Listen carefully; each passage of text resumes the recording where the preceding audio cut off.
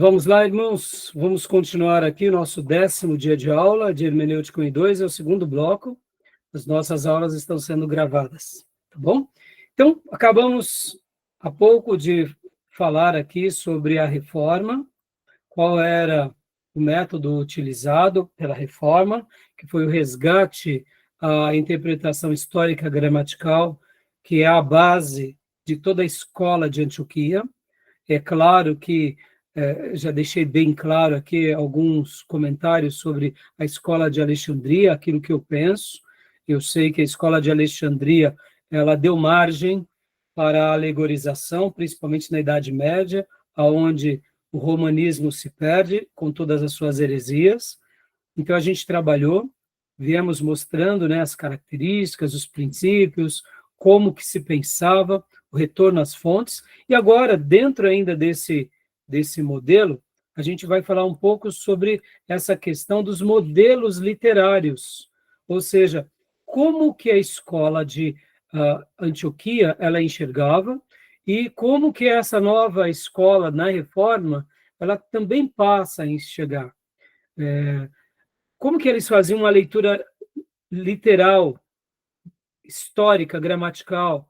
Como que eles usavam seus métodos literários? E uma das coisas que eles faziam era usar a tipologia.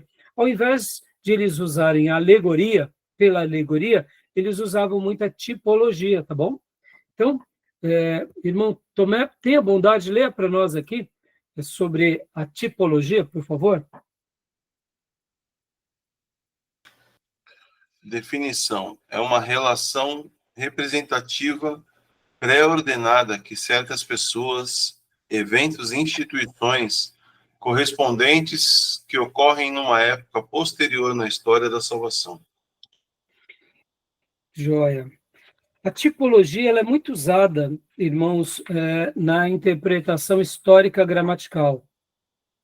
Como diz, é uma representação pré-ordenada de pessoas, eventos, instituições. É a melhor maneira de se utilizar para se ler o Velho Testamento com base no Novo. Porque qual que era o problema que acontecia durante a história da igreja?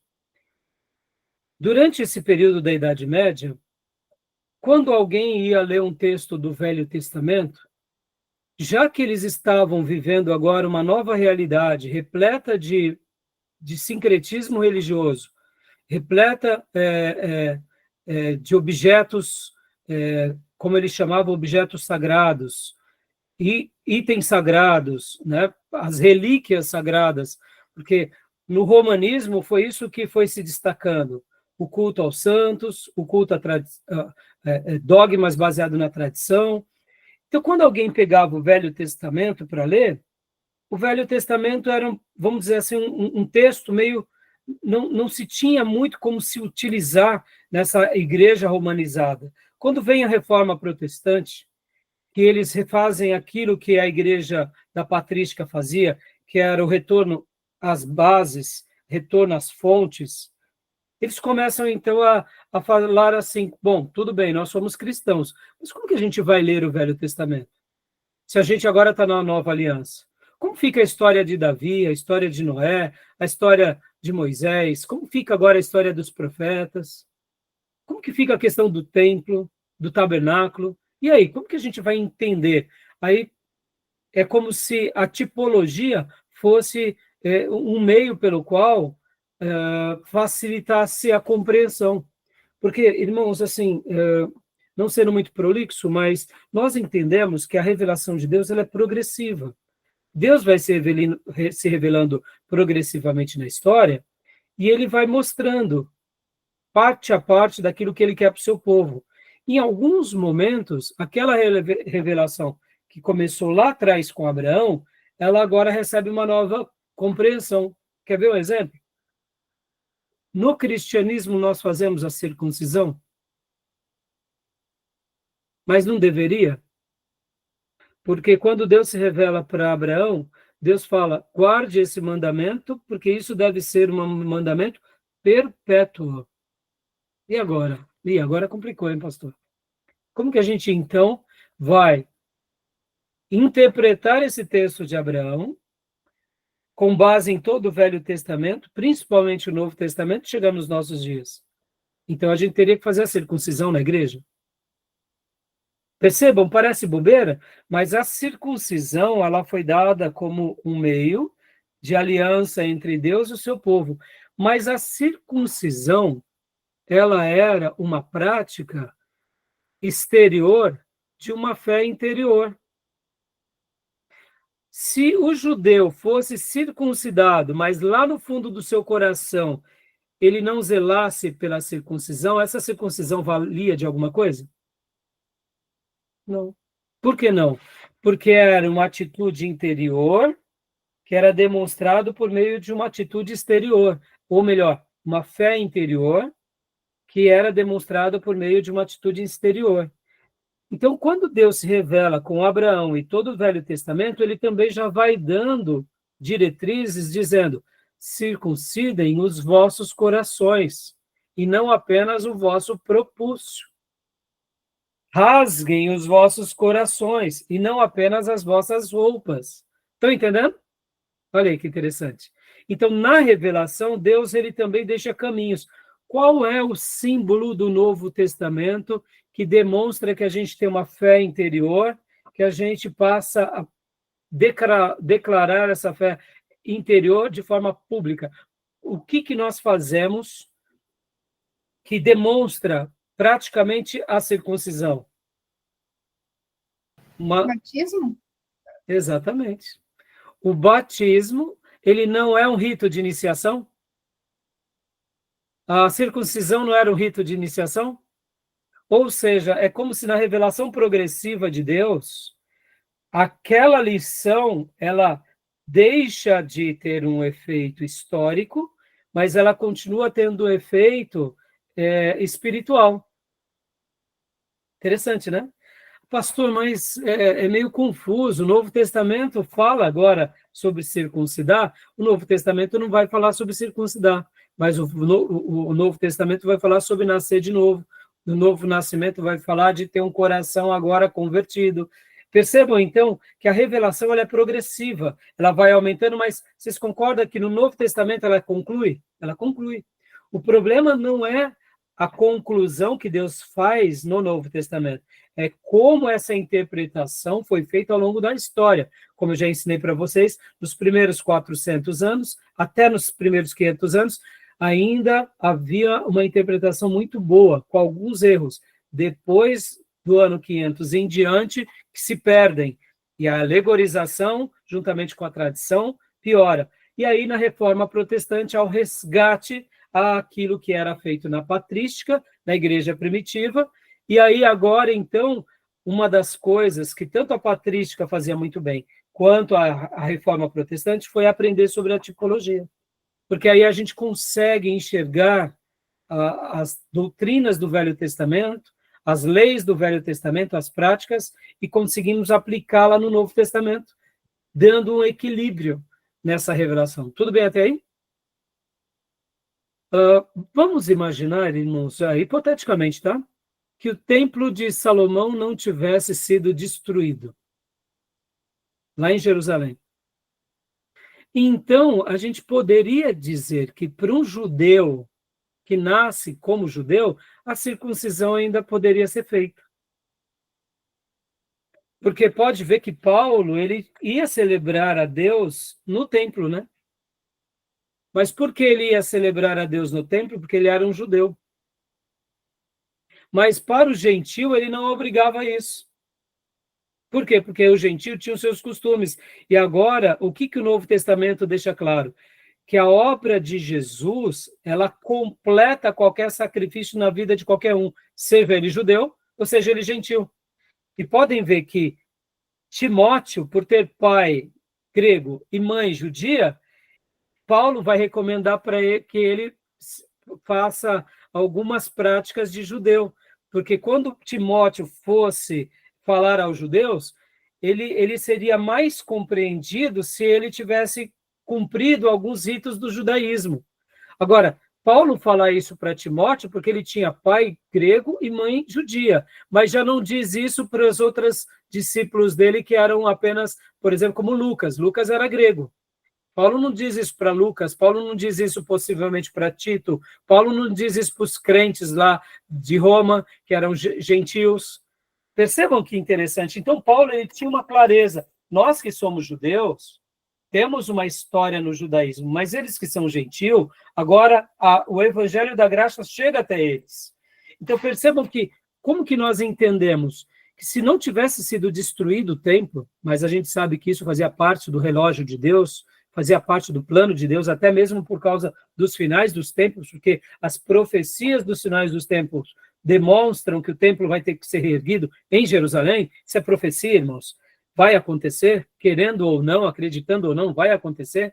Então, percebam uma coisa, o Paulo, como a igreja primitiva, se não tivesse sido destruído o templo, eles saberiam como vamos dizer assim, caminhar nessas duas frentes.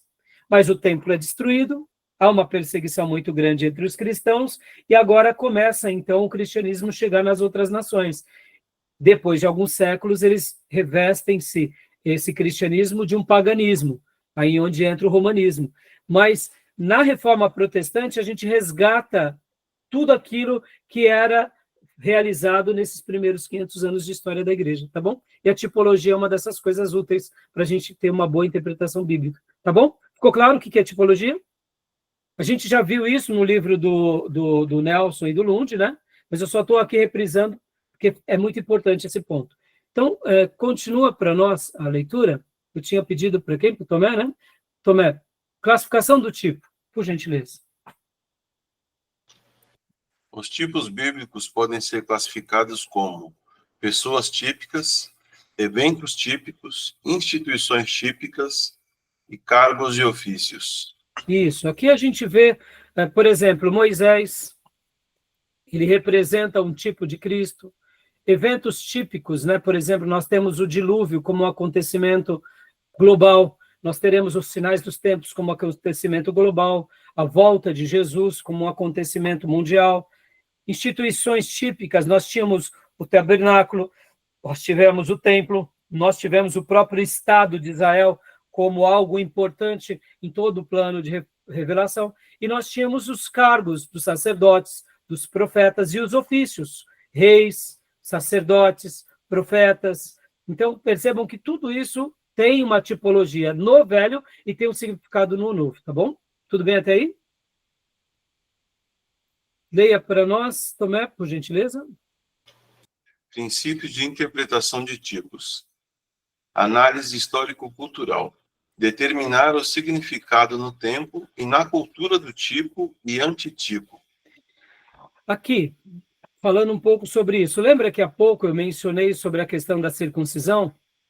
Aqui a gente poderia colocar a circuncisão nesse contexto. Por quê?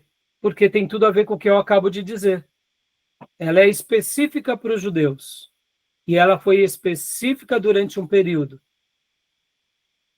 Quando os adventistas do sétimo dia vão falar do sábado, eu uso geralmente a ideia da circuncisão para mostrar para eles que assim como o sábado era para ser guardado como um mandamento perpétuo até a vinda de Jesus, até a chegada de Jesus, assim também foi a circuncisão. Porque ambos os textos no Velho Testamento falam para que os seus filhos guardassem de forma perpétua. Aí o adventista, quando ele vem falando sobre isso, eu digo, e por que vocês não fazem mais a circuncisão? Estão entendendo? Porque, como eu expliquei há pouco, Jesus ele é a resposta tanto para o dia de sábado quanto para a circuncisão, para judeu e para grego, né? Continua para nós, Tomé, por gentileza. Análise. Análise teológica. Ver no texto pontos de correspondência entre tipo e antitipo, à medida que se relacionam. Aqui a gente poderia usar algumas coisas como o tabernáculo, como o templo, o próprio Estado de Israel, as tribos de Israel, tribo de Judá. A gente poderia fazer várias análises teológicas baseadas nessas questões do tipo, tá bom? Só estou citando rapidamente, irmãos, porque isso tudo está dentro do escopo, né? As nossas obras elas vão tratar disso mais detalhadamente, tá bom? O outro princípio, pode ler para nós? Tomé, Análise literária. descobrir uma semelhança ou analogia notável entre o tipo e o antitipo, descobrindo depois evidências de que tipo foi indicado por Deus para indicar a coisa tipificada. Determinar o ponto ou pontos de correspondência entre o tipo e o antitipo, pessoas, eventos, instituições, ofícios e ações. Notar os pontos importantes de diferença entre o tipo e o antitipo. Joia. Tudo bem até aí? Deu para entender esse texto? Alguma dúvida? Próximo ponto, Tomé, por favor. Comparar sua análise com a de outros. Modificar, corrigir ou ampliar sua interpretação conforme apropriado. Por exemplo, irmãos, quando, num primeiro momento, os cristãos do Novo Testamento começaram com as práticas judaizantes, pareciam que eles estavam certos em certa medida. Mas vem Paulo e fala, não, não é assim. Porque se nós formos para a prática da lei, nós estamos anulando o princípio da graça. E então, nós, como judeus, devemos ter uma mentalidade, mas, ao mesmo tempo, não devemos impor a nossa mentalidade aos gentios.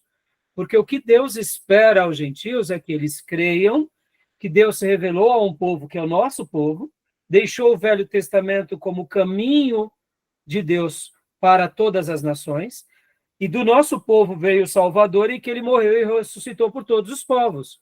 Hoje, o que todos os povos precisam é aceitar esse judeu chamado Jesus como Salvador e Senhor da sua vida, sabendo que ele é a resposta para todo aquele que deseja ir ao céu.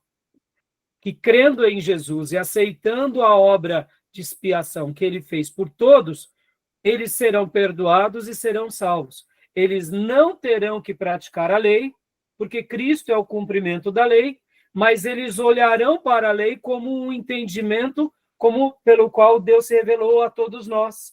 E de uma forma direta e indireta até a eles, porque o projeto de Deus com o povo judeu era fazer com que o povo judeu fosse sacerdote para todas as nações. Deus tinha escolhido. Foi para isso que Deus separa Abraão. É uma nação sacerdotal, para que por meio dessa nação eles abençoem todas as nações da terra. Benditos serão aqueles que te abençoarem e maldito aqueles que te amaldiçoarem, porque você será pai de muitas nações. O projeto de Deus com Abraão e o projeto de Deus depois com Moisés, eu farei de vocês uma nação sacerdotal para que vocês abençoem todas as nações da terra. Ou seja, Deus sempre usou o povo de Deus, do Velho Testamento, como um povo missionário ao mundo. Mas esse povo, como eles eram falhos, eles ficaram dentro deles mesmos e se perderam com eles mesmos. E aí, então, por último, vem a igreja, vem Jesus e o projeto igreja. E pode ver que a história também se repete. Hoje nós estamos aqui para sermos a voz de Deus na terra, para anunciarmos o reino de Deus entre todos os povos, e nós não podemos nos enclausurar nas nossas paredes. Precisamos ir a todas as nações e ensinar todos os povos o evangelho todo, e batizá-los em nome do Pai, do Filho e do Espírito Santo, e ensiná-los a guardar tudo aquilo que um dia Deus nos ensinou, no Velho Testamento e no Novo Testamento. Aí a gente cumpre o ID. O ID não é só ganhar a pessoa, é ganhar a pessoa, é ensinar a pessoa, treinar a pessoa, batizar ela e continuar vivendo essa verdade o tempo todo com ela e anunciando o reino de Deus entre todos. Percebam que as dimensões são diferentes para o judeu e para o gentio. Tá bom? Tudo bem até aí? Alguma dúvida? Continuando, então. Leia para nós, Beatriz, por gentileza. Aí agora a gente falou do tipo, né? A gente trabalhou aqui nesses 4 princípios do tipo, né? Tanto a definição, característica do tipo, classificação do tipo e princípios. Opa, não falamos só dos princípios. Deixa eu ver onde está. Classificação do tipo. Princípios. Falamos sim, está aqui, análise histórico-cultural. Esse mesmo. É que aqui tinha. Falamos desses princípios. E agora vem a parábola. A parábola a gente já estudou no livro do Lund e do Nelson, né? Então, leia para nós aqui só essa página, minha irmã, por gentileza. Parábola. ouviram as parábolas que Jesus contou e sabiam que ele estava falando a respeito deles. Em Mateus 21, versículo 45. Mais ou menos um terço do ensino de Jesus está em parábolas. Ao longo da história, essas narrativas foram abusadas pelos exegetas, que as submeteram à interpretação alegórica, na busca de um suposto sentido mais profundo. A parábola é uma espécie de alegoria apresentada sob forma de uma narração, relatando fatos naturais ou acontecimentos possíveis, sempre com o objetivo de declarar ou ilustrar uma ou várias verdades importantes. Ou seja, como nós já mencionamos, a parábola em si já é uma figura de retórica. Agora, se eu ainda interpreto ela como uma alegoria, eu vou dizer o que eu quiser, em nome de Deus. E aí, meus irmãos, só Deus na causa. Né? Só Deus na causa, tá bom? Então, tem mais só 2 slides? Leia para nós, irmão, para a gente terminar. Eu creio que vocês têm alguma dúvida da parábola ou não. Só uma coisa que eu já tinha dito, que em cima de parábola nós não fazemos doutrina, tá, irmãos? Em cima de parábola, nós não criamos doutrinas. Nós podemos usar e entender algumas doutrinas, mas nós não podemos afirmar doutrinas. Por exemplo, quando Jesus fala a Nicodemos sobre o novo nascimento, ou seja, ali há uma doutrina, há um ensino sobre o novo nascimento. Mas quando nós pegamos a parábola das 10 virgens, que 5 eram nécias e 5 prudentes, e o noivo veio só para 5 e as outras 5 ficaram para fora, eu não posso afirmar que a volta de Jesus será assim, ficará metade da igreja e a outra metade subirá. A gente faz uma interpretação, e nessa interpretação a gente não coloca fundamentos exatos. A gente diz, ó, Jesus vai voltar. Quem for prudente sobe, quem não for fica. Mas qual a quantidade? É 50%? Não, porque a parábola ela tem essa figura de retórica dentro dela. Tá bom? Então, em cima de parábolas, nós não criamos doutrinas. Guardem isso, tá bom? Isso é importante.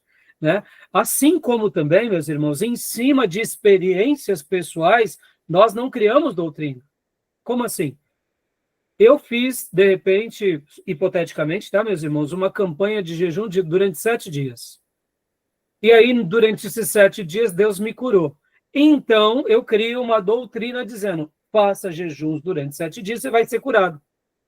A Bíblia me autoriza isso? Não, a Bíblia me autoriza a orar e jejuar. Quantos dias? Os dias que você quiser.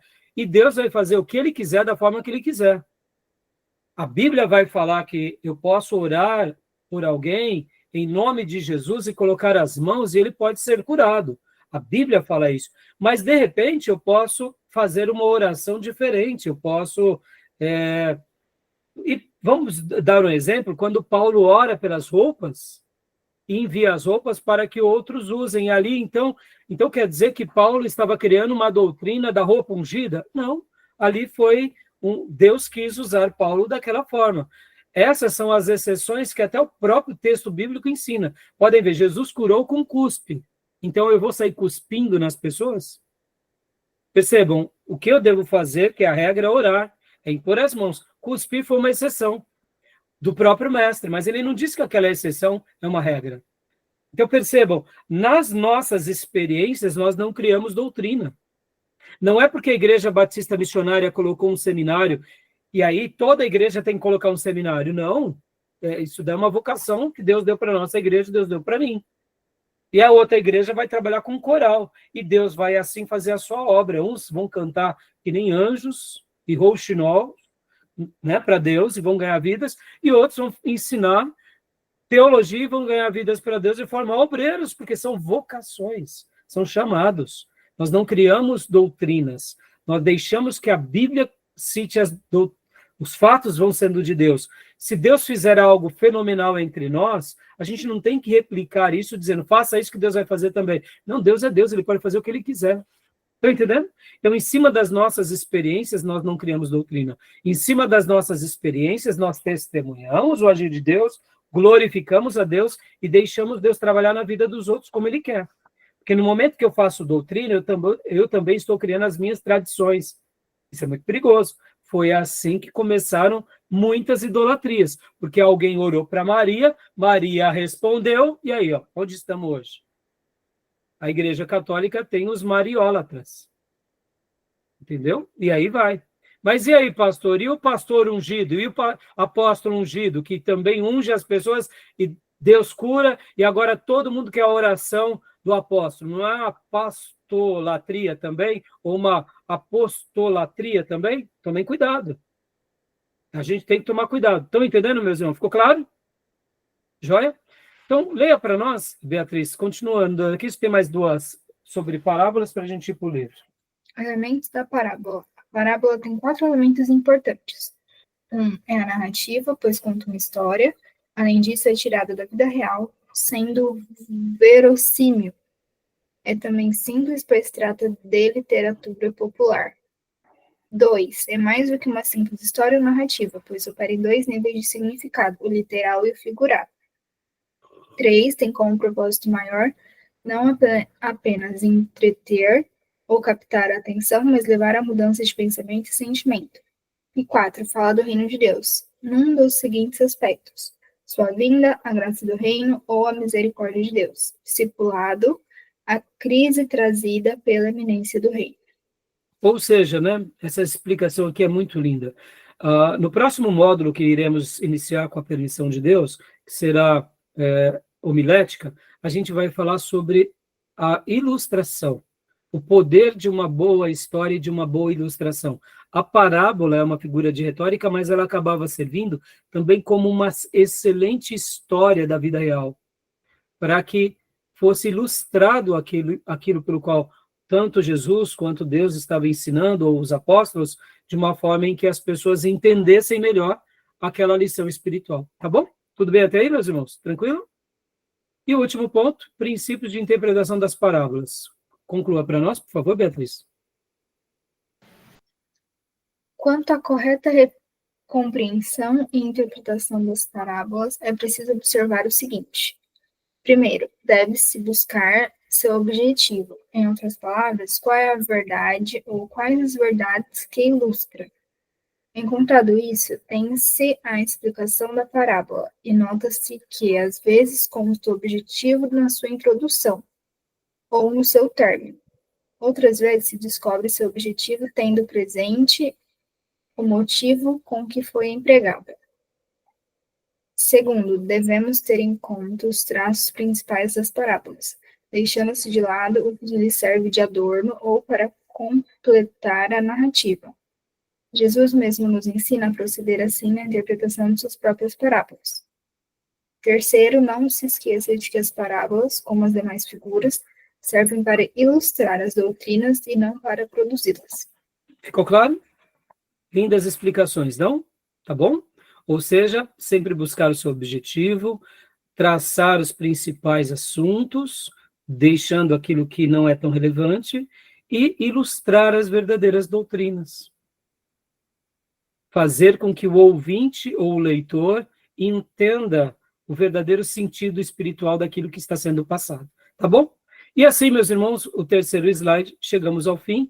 E agora, então, o que acontece? Vamos para o livro-texto, onde a gente vai passar rapidamente pelos pontos que a gente acabou de ver, desde o período da Reforma. A gente só vai dar uma passada, porque agora ele fala, como eu tinha dito para vocês, o período do confessionalismo e o período crítico histórico, né? Então, o que acontece logo depois da Reforma Protestante?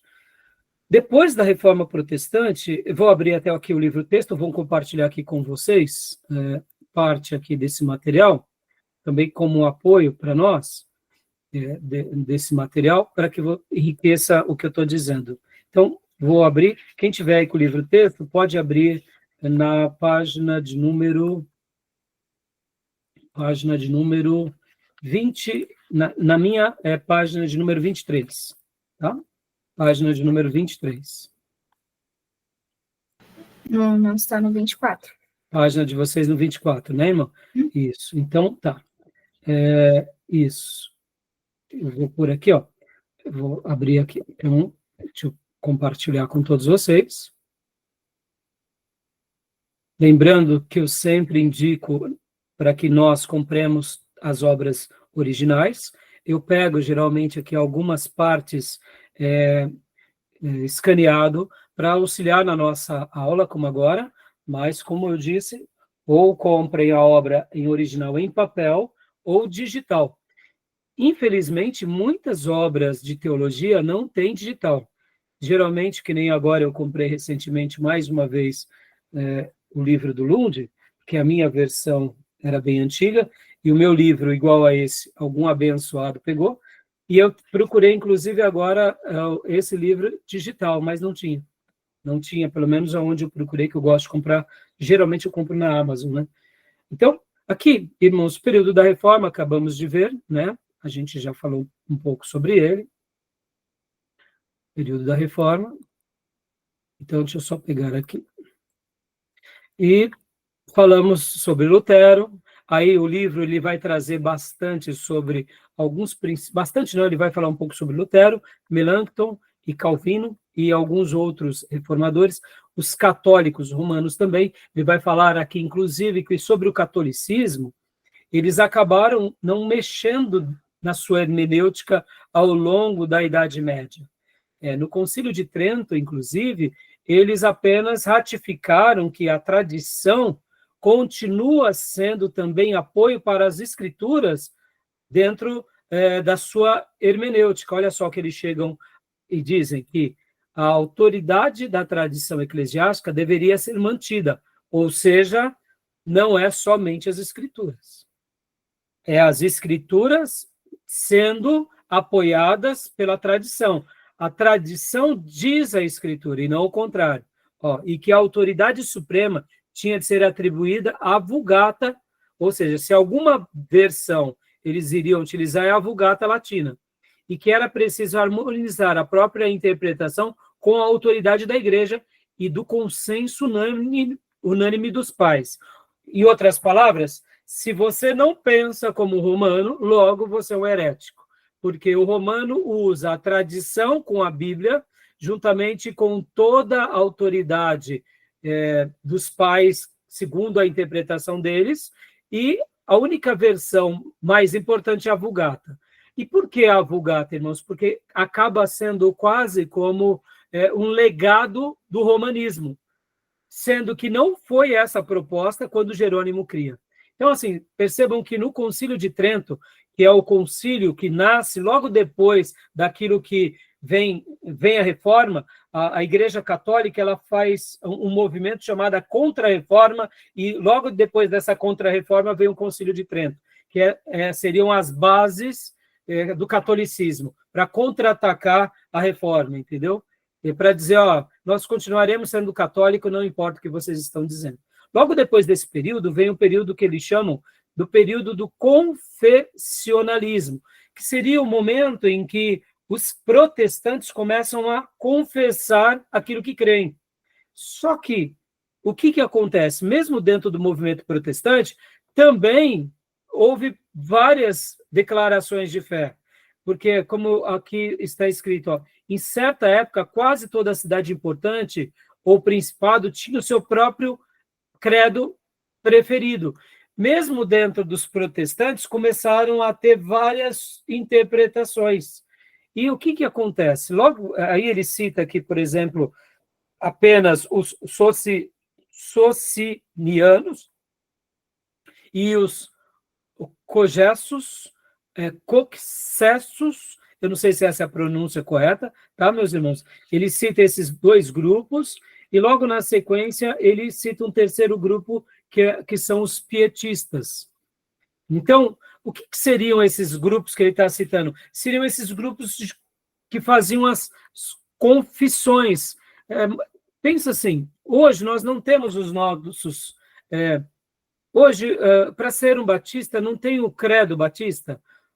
O credo batista seria o quê? O que um batista crê? O que um assembleano crê?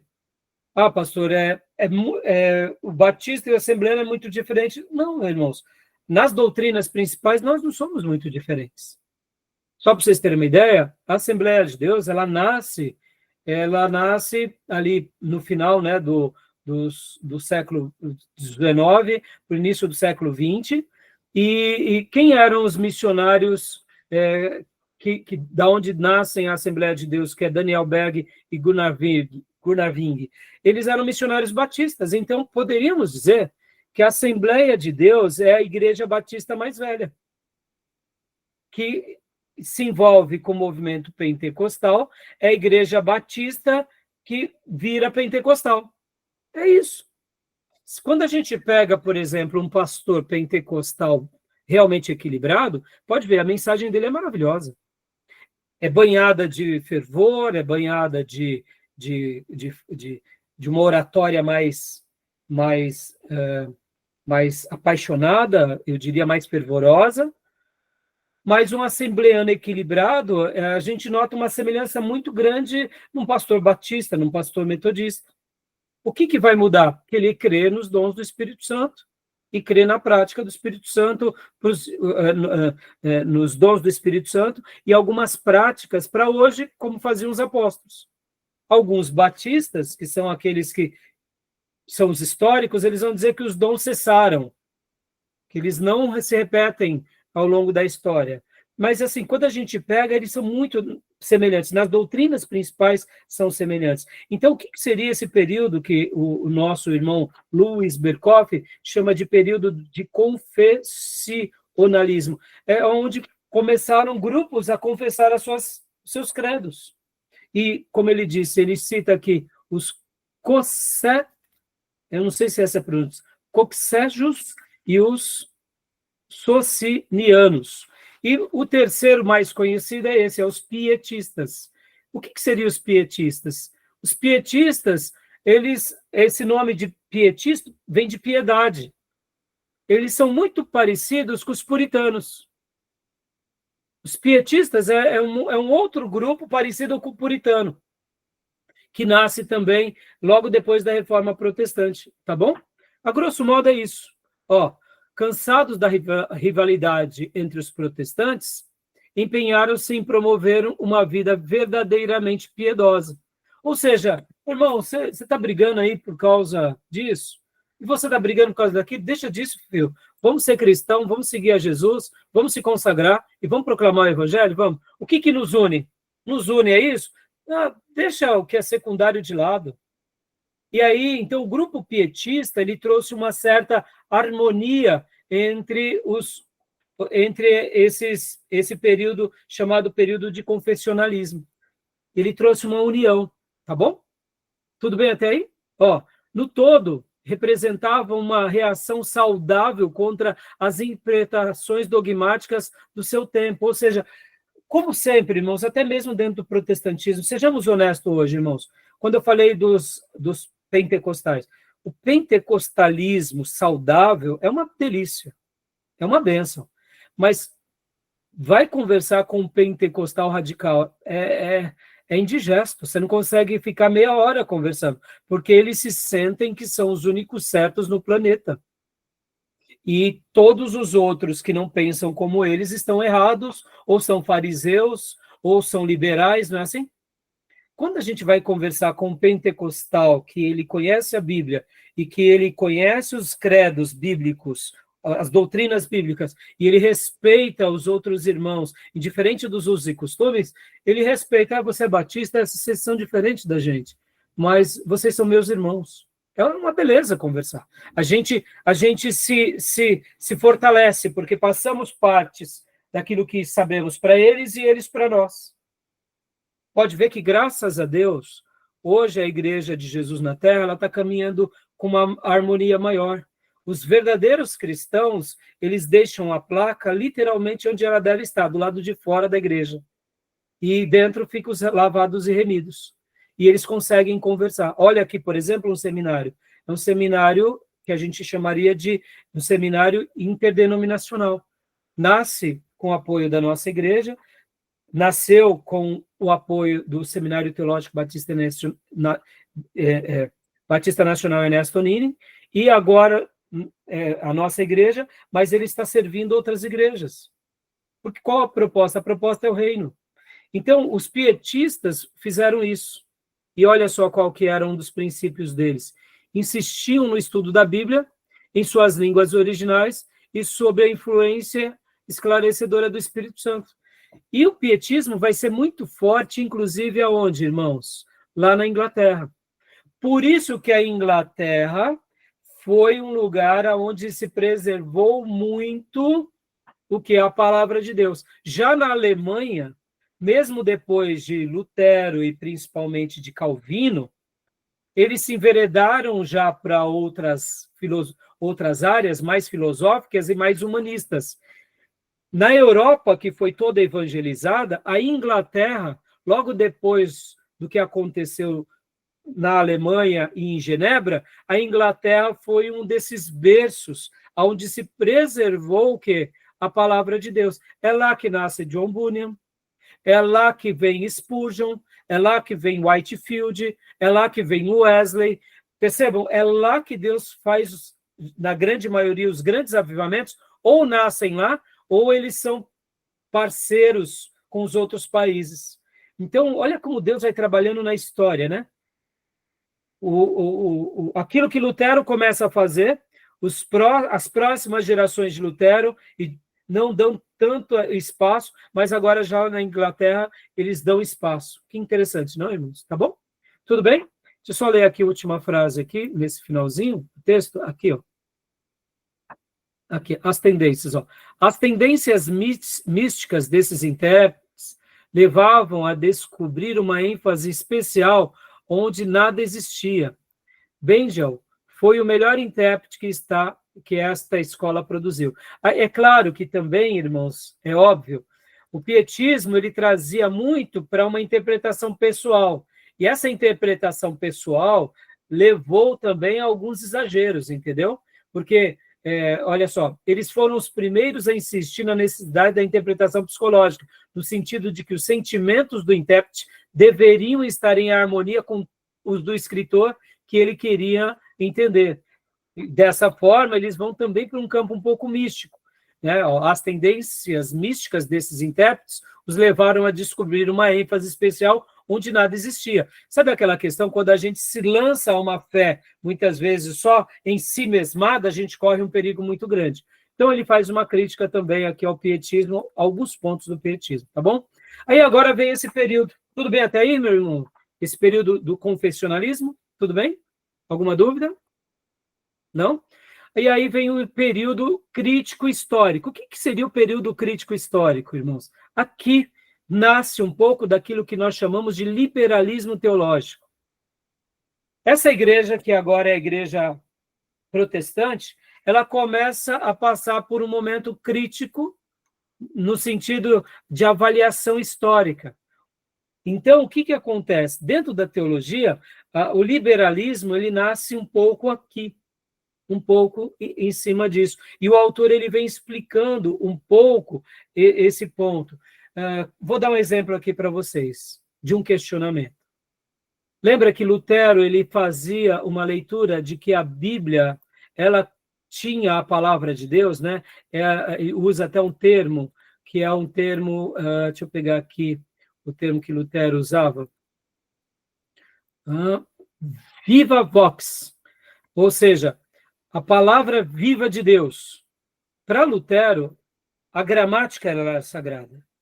Então, nesse período crítico histórico, começaram a fazer alguns questionamentos. Por exemplo, olha só, aqui, ó. Aqui. Visões amplamente divergentes foram expressas a respeito da inspiração da Bíblia, mas todas elas negavam a inspiração verbal e a infabilidade das Escrituras. O que é isso? Começou a ter uma discussão da seguinte forma: quando Deus inspirou os seus escritores, Deus deu a eles a palavra ou Deus deu a eles a ideia? Olha só a discussão que a igreja começou a ter e a teologia começou a ter logo depois da Reforma Protestante. Eu te pergunto, é uma discussão legítima? Sim. É uma dúvida? Sim. Mas no momento em que eu levo essa dúvida e eu começo a negar a inspiração verbal, olha onde eu estou chegando. Eu estou dizendo o seguinte: logo, algumas partes da Bíblia são, de fato, palavras vindas direto de Deus para nós. Outras, não. Logo, a gente começa a colocar em xeque a palavra de Deus. Porque algumas partes a gente diz que é inspirada, outras não. Deixa eu contar uma história para vocês, que vai ilustrar muito bem. Um pastor foi fazer uma visita para uma irmã da sua igreja, que fazia algum tempo que ela não ia para a igreja, e ao chegar lá, a irmã recebeu o pastor com muito carinho, e o pastor entrou, né? A irmã convidou ele para entrar, e a irmã ofereceu um chá para o pastor, e o pastor disse, sim, eu aceito, minha irmã. Enquanto o pastor preparava ali, esperava a irmã o chá, ela foi ferver a água, foi fazer o chá, ele viu a Bíblia em cima do móvel, de um móvel da irmã, e pegou a Bíblia da irmã. Quando ele pegou a Bíblia da irmã, ele começou a desfolhar a Bíblia da irmã e notou que a Bíblia da irmã estava que nem os gibis das crianças. Lembra antigamente que as crianças pegavam o gibi e cortavam o gibi?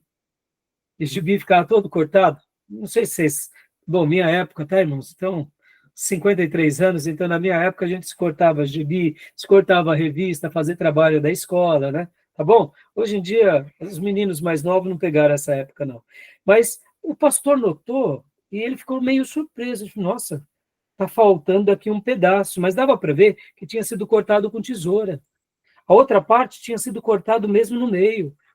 Aí o pastor notou que a Bíblia da irmã estava assim, muito. Aí tinha páginas faltando metade.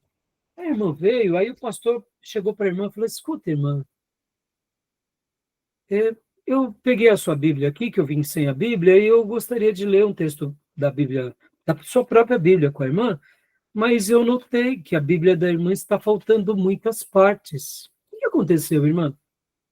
Qual foi o motivo? Aí a irmã, com toda honestidade, disse, sim, pastor, eu fiz isso. Todas as vezes que o senhor chega lá para pregar para nós, o senhor diz, olha, eu vou ler hoje esse texto, mas esse texto não é inspirado por Deus, tá bom? Esse texto não é inspirado. Mas eu quero ler porque nesse texto tem algumas lições interessantes que nos faz refletir sobre Deus, sobre a história. Aí a irmãzinha, na sua simplicidade, dizia para ela, tá bom, eu não quero saber de nada que não seja inspirado por Deus. Então, ao chegar em casa, pastor, o que eu fazia? Eu arrancava da minha Bíblia. Eu jogava fora. Se não é inspirado, não me interessa. Eu só quero aquilo que de fato é a palavra viva de Deus. Percebam aonde chegou esse período histórico crítico aqui. Estão entendendo? É daqui que nasce o liberalismo teológico, que nasce esse questionamento. O questionamento ele é legítimo, irmãos. Sejamos honestos, somos seres inteligentes, então a dúvida ela é legítima. Mas no momento em que a gente começa a negar a inspiração verbal e a infabilidade da Escritura, a gente já está dizendo o seguinte, essa palavra aqui tem erros. Ou ela tem apenas algumas coisas que são verdadeiras. E é isso que o autor está explicando aqui.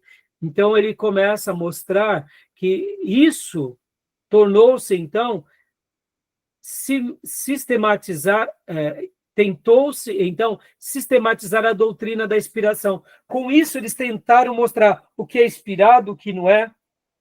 E essas discussões, irmãos, na realidade só serviram para enfraquecer a igreja e não para fortalecer ela. Estão entendendo, meus irmãos? Tá bom? Pastor, mas no seminário a gente não vai poder aprender ela? Não aprenda, estude, questione. Mas eu só queria fazer uma última citação aqui para vocês. Você nunca vai ver um pastor teólogo liberal enviando missionários para o campo. Você nunca vai ver um pastor teólogo liberal orando, jejuando, expulsando demônios.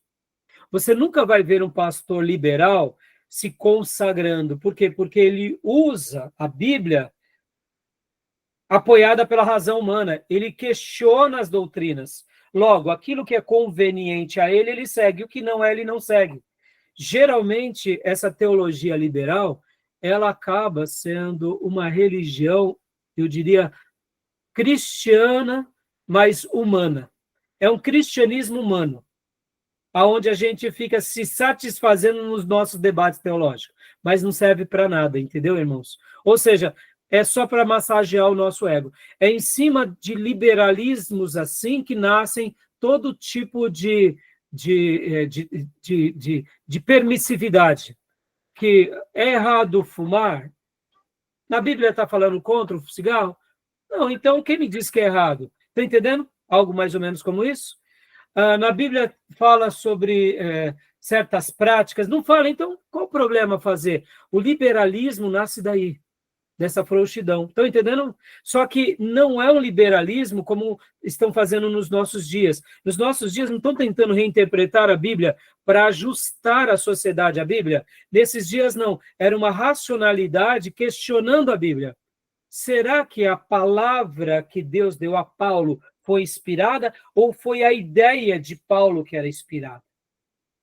Deus coloca uma ideia e Paulo vai e coloca as palavras dele. Percebam, começamos a questionar esse tipo de coisa. A gente não tem certeza disso, irmãos. Uma coisa eu sei, Deus se revelou por meio de homens santos e fez com que a sua palavra fosse dada a eles. Se é a inspiração plenária ou se é a inspiração verbal, olha, eu digo para vocês, eu creio será verbal, mas não tem nenhum problema ser a plenária. Uma coisa eu sei, de Gênesis a Apocalipse é a palavra de Deus e a Bíblia ela é infalível, a Bíblia ela é inerrante, ela é a revelação, ela é a viva voz de Deus para todo aquele que crê. Jesus afirmou isso, é assim que eu creio. Tá bom, meus irmãos? Beleza? Tudo bem? Ficou claro um pouquinho o que ele vai tratar aqui? Deu para entender? Alguma dúvida? E aí ele vem, então, ele comenta sobre essas escolas que nascem desse período crítico, que é a escola gramatical, que começa, então, a levar a gramática a um pensamento, eu diria, com um certo desequilíbrio. A gramática, enquanto ela era lida ali por Lutero, por Calvino, pelos pietistas, ela tinha essa conotação de ser infalível e inerrante. Essa escola gramatical que nasce aqui no período crítico histórico, ela já tem outra conotação. Olha só, esta escola foi fundada por Ernest, que escreveu uma obra importante sobre a interpretação do Novo Testamento, na qual ele formulou 4 princípios. O sentido múltiplo da escritura deve ser rejeitado e mantido só o sentido literal. As interpretações alegóricas e tipológicas devem ser desaprovadas, exceto em casos onde o autor indica que ele pretendia associar outro sentido ao literal. Desde que a Bíblia tenha o sentido gramatical em comum com outros livros, este deveria ser apurado de modo semelhante em ambos os casos. O sentido literal não deve ser determinado por um suposto sentido dogmático. Até aqui essas expressões estão de acordo. Mas, a escola gramatical foi essencialmente sobrenaturalista e vincula-se às próprias palavras do texto como uma fonte legítima de interpretação autêntica e da verdade religiosa. É uma frase de Eliot. Mas seu método era unilateral no sentido de que atendia só à interpretação pura e simples do texto, o qual não é sempre suficiente na interpretação da Bíblia. O que o autor está querendo dizer aqui para nós, irmãos? Vou tentar dizer assim. É como se eles tivessem a escola gramatical dizendo mais ou menos assim, a gramática é sagrada, mas foi para aquela época. Para nós, hoje, a gente vai ter uma nova compreensão. Seria mais ou menos isso. Então, percebam que esse período histórico crítico, ele foi um período, eu diria, na história do protestantismo, um período muito complicado, tá bom? Para a gente não ser muito prolixo aqui, nem muito gastar muito tempo, a gente trabalha melhor essas questões em teologia contemporânea. Porque em teologia contemporânea, a gente vai usar essa escola crítica histórica, vamos colocar esse liberalismo teológico, vamos colocar os grandes teólogos, filósofos que deram uma nova compreensão a várias doutrinas, é aí da onde surge termos como a neo-ortodoxia, porque, só uma última coisa aqui, irmãos, o nosso seminário ele é considerado um seminário ortodoxo. É dessas escolas que nasce a nova ortodoxia. Então, seriam assuntos um pouco mais filosóficos, um pouco mais complexos, tá bom? Tudo bem até aí? Tá dando para entender? Tranquilo? E só para a gente encerrar agora esse último ponto, vem a escola histórica, né? Aí, aqui é a escola histórica. E aqui ele vem falando que na escola histórica, qual é o problema da escola histórica? Ó, a escola histórica origina-se com Sandler. Filhos de pais pietistas, ó, aqui, ó, pai, ele era de uma origem pietista, tornou-se mais ou menos, a despeito de si mesmo, o pai do racionalismo. Perceba que a escola histórica, ela vai ter um lado mais racionalista, tá bom? Na sua obra sobre o cânon, ele dirigiu a atenção à verdade negligenciada da origem histórica humana e à composição da Bíblia. Então, só aqui dá para a gente entender um pouquinho o que ele foi. Ou seja, a escola histórica ela é mais voltada ao racionalismo. Aí eu pergunto para vocês, irmãos, o cristianismo ele é racionalista na sua essência? Claro. Ele tem razão, mas a gente pode dizer, nós seguimos a razão ou nós seguimos a fé? A fé. A fé. Então, perceba que uma leitura racionalista do cristianismo pode ser muito perigoso. Agora, quando nós usamos a fé e a razão como um auxílio a essa fé, nenhum problema. Mas quando nós colocamos o racionalismo na frente da fé, todo problema, tá bom? Então, é que a fé acompanha a questão da razão e não do racionalismo. Exatamente. A gente não é porque cremos que praticamos suicídio da razão, mas não é a razão acima da fé. É a nossa fé e a razão que serve a fé, né, Júnior? Está em Romano 12 lá, né? Isso, né? Exatamente, Romanos 12, né? Passar por uma transformação culto racional, um culto racional, exatamente, né?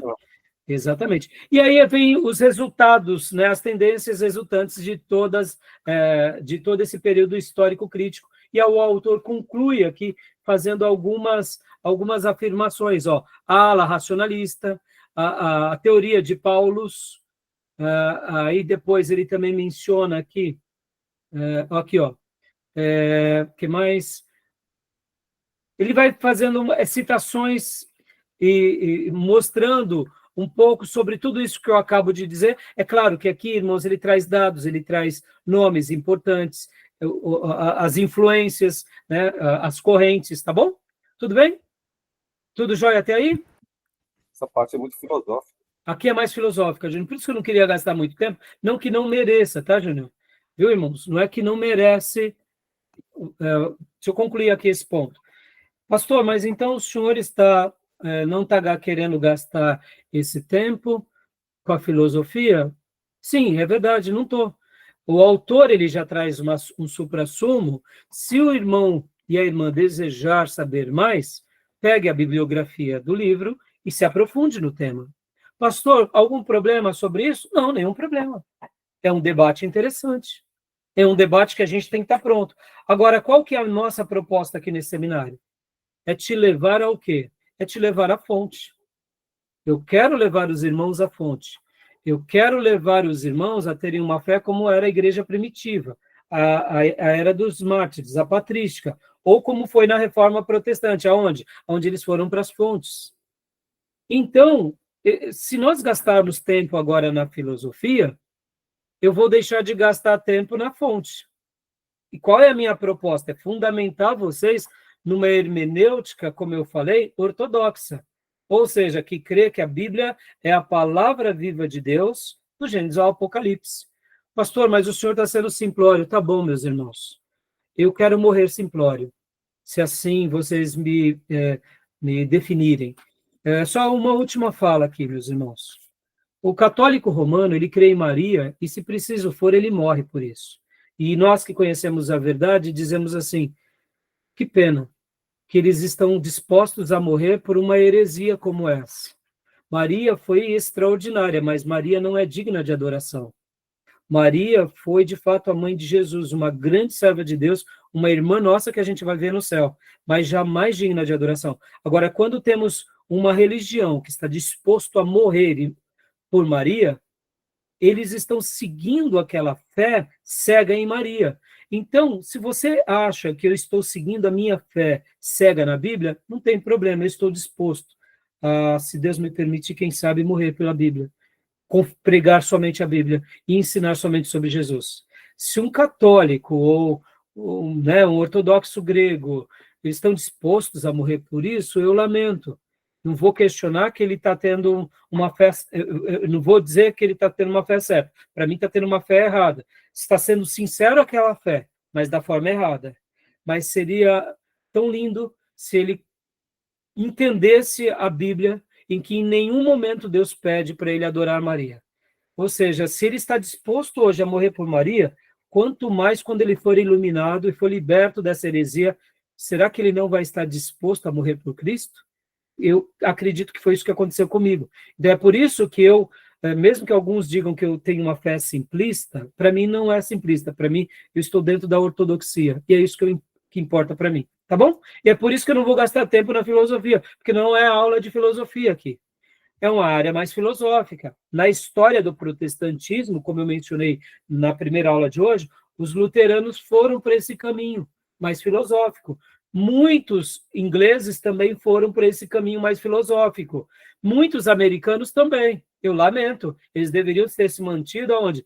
Seguindo as escrituras pelas escrituras. Como foram os pais da igreja, como foi a igreja primitiva, como foram os apóstolos. Tá bom? Beleza? Vamos, alguma pergunta, alguma dúvida? Não? Então, vamos concluir agora aqui no capítulo 4. A gente vai fazer aquela pincelada e já vamos entrar na interpretação gramatical, tá bom? Beleza? Vou fechar aqui a nossa gravação e vamos para o último bloco, tá bom, meus irmãos?